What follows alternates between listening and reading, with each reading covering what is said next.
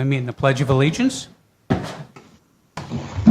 of allegiance to the flag of the United States of America, to the republic which stands one nation Under God, indivisible, with liberty and justice for all. Okay. Gina, roll call. Roll call. Councilmember Bolin? Here. Councilmember Cullerton? Here. Vice Mayor Jones is absent. Councilmember Tryon? Here. And Mayor Crowder. Here. Thank you. Okay, item 2A. Adopt the agreement with Broden Guzman to provide state advocacy lobbying, presented by our town manager, Kevin Phillips. So, looking at states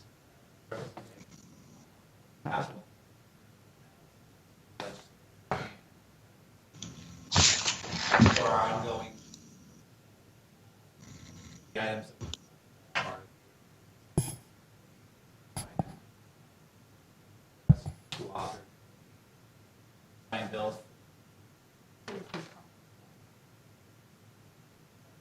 What's the matter?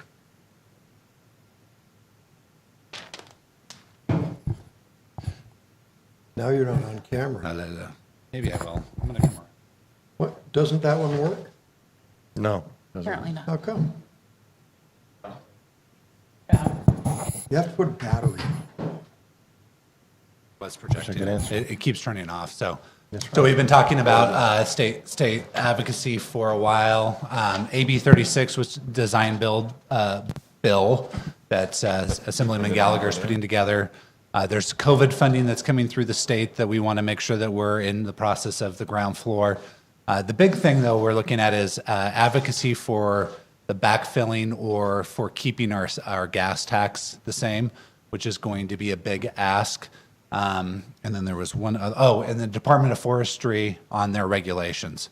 So right now there's a ton of stuff at the legislator's office or at the Capitol that that has the potential to affect our rebuild. So we reached out to Shane Gustafson, who Broad and Gustafson was the one that actually represented PID through their legislative ask through the budget. And I can tell you right now, we would not have gotten the first year and definitely not the second year without their support. They also have great relationships with the other side of the aisle. Obviously Gallagher supports us and has all the intent to help us through this rebuild, but we need support from the other side of the aisle, which we don't have the majority of. Broad and Gustafson represents the Teamsters group, and they have great connections to the labor organizations, from the builders associations to IBEW, which gets us into the door on some of those other individuals over there. They're also familiar with Paradise's issues. So they've worked with Gallagher to get bills written. They worked with Gallagher for the backfill funding through the budget, and then they worked with Gallagher to get this AB 36 written and authored and supported through the other committees out there. So I feel like they have a real good knowledge, a real good base, and I feel like they could really support us starting day one. I think they're already up to speed.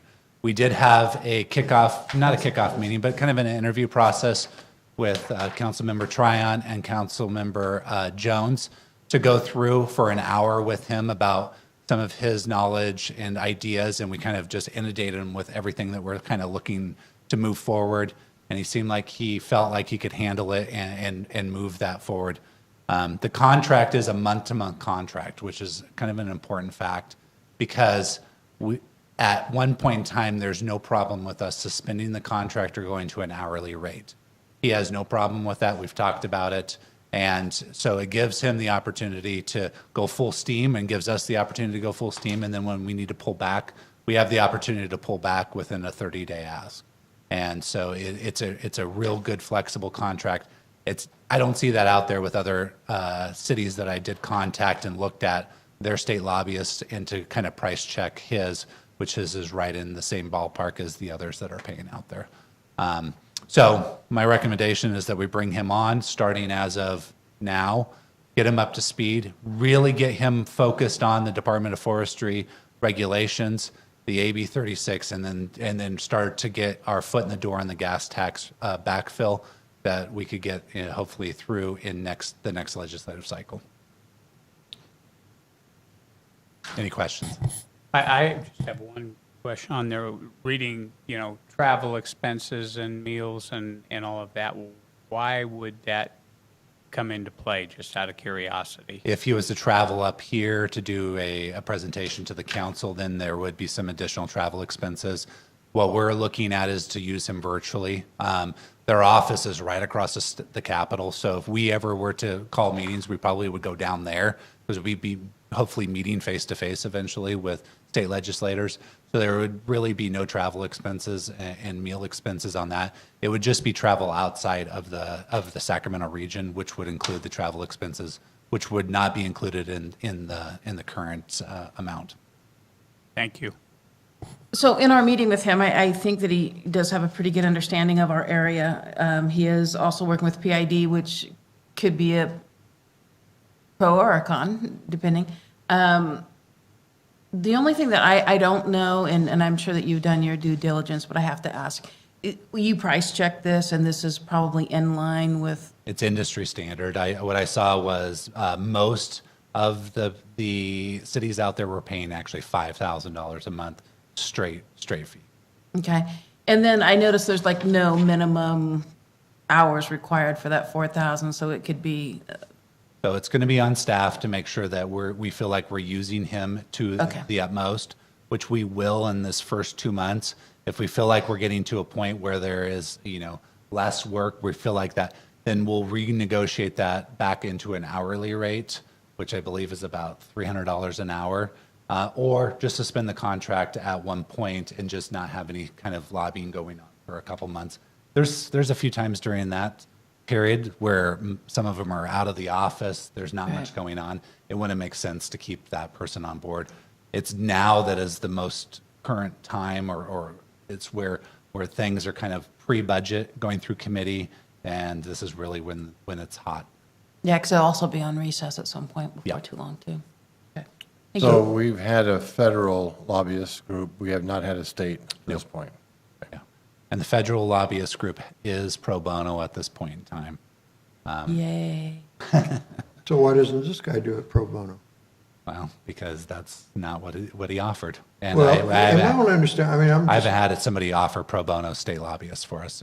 yeah, I mean, I'm just one of these rabble-rousers out here that, my understanding of lobbyists is that they buy a lot of drinks, they buy a lot of lunches, they put some, there's all that schmoozing stuff, and, I mean, like, I know our staff, they do work. They show up in the morning, they do work, right? They're writing RFPs, or they're working. And so it's kind of like, what does this guy do? Just run around and glad hand everybody? He's probably working for multiple entities at the same time that he's talking to these different people. It'd be nice to kind of have an idea of like, well, what does that really get? I mean, are you, what are you really doing for $4,000? Or are you working for us 2 hours a day? Or, I mean, and I know I'm asking this because I don't understand. I just have Yeah. what I think you perfectly explained what a lobbyist does.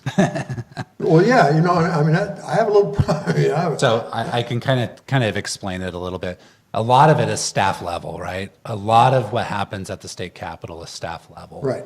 And it does have social groups and stuff like that. But there is a lot of work that goes on during the day at the staff level. And a lot of times, a lot of lobbyists will actually author bills that will be Right. handed over to them. The biggest thing, though, is getting the other side of the aisle's buy-in to our ask and figuring out how we kind of can join those together. So really, it's the communication that is the biggest thing, because we all know how politics work, right? And a lot of times the other side of the aisle is not talking to one another; they're talking to their own groups. This is that filter that allows that communication to go back and forth. And the other thing too is we know that the governor has his own staff and his own cabinet, and that is enormous.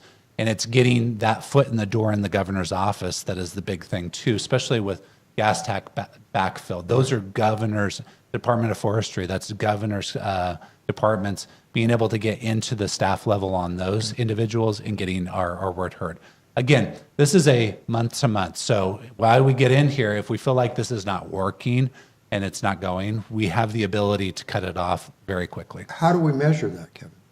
How we measure it is going to be how successful we are in the next 3 months. Okay. 3 months. Next 3 months will be a key factor, and we'll bring back reports.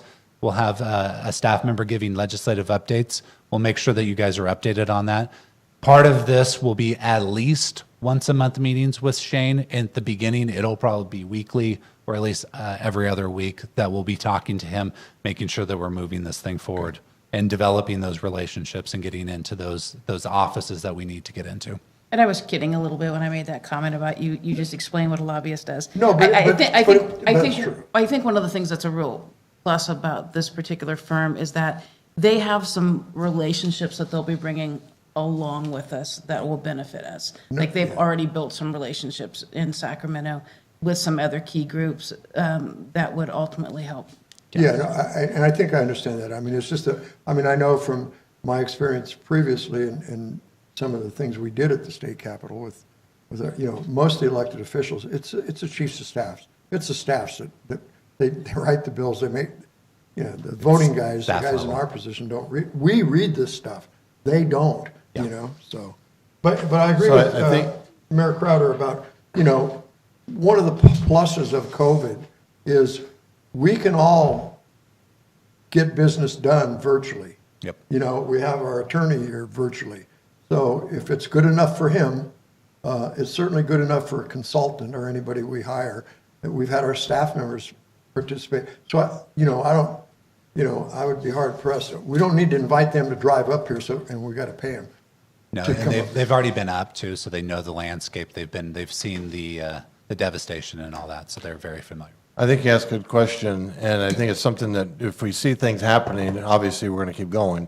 It's when things get quiet that we need to hear from them.